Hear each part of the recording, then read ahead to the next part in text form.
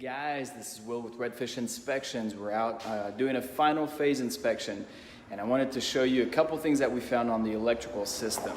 You want to turn the camera around and get right to it. All right, so right here we've got the panel in the garage. The first thing was I had a hard time removing the screws, or three of them at least. And you can see the threads are completely torn, damaged. And so on a couple of them, I had to actually pull on the dead front as I was trying to unscrew because it got stuck about right there. And the reason why this happened is because these are not the panel manufacturer's approved screws.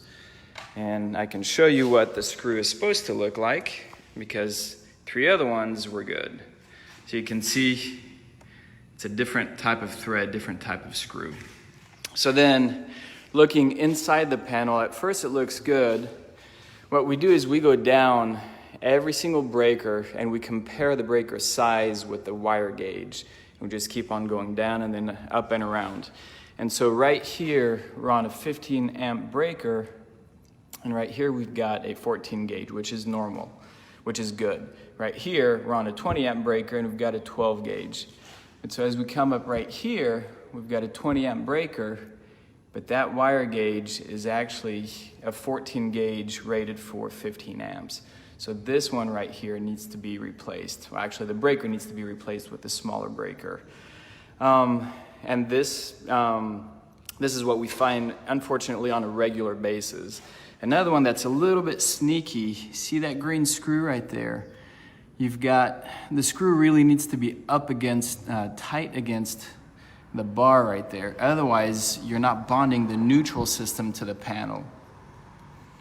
And so a quick glance, if we look at it like this, we see the green screw, we're like, okay, it's bonded, we're good to go.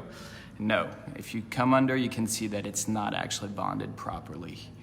And then another one that we found, but we have to go outside to the meter, and where the ground rod is, you can see that the grounding conductor is completely disconnected from the ground rod right there.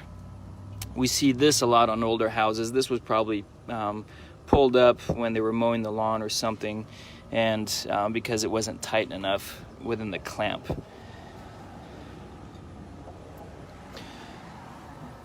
So all of that was passed by the city.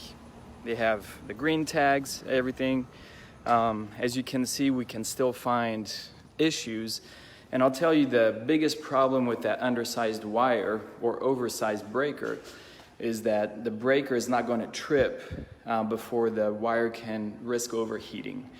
And so that's the reason why you really have to match the breaker size with the wire gauge and not have a breaker that's oversized for the wire gauge. So anyway, this was a final phase inspection.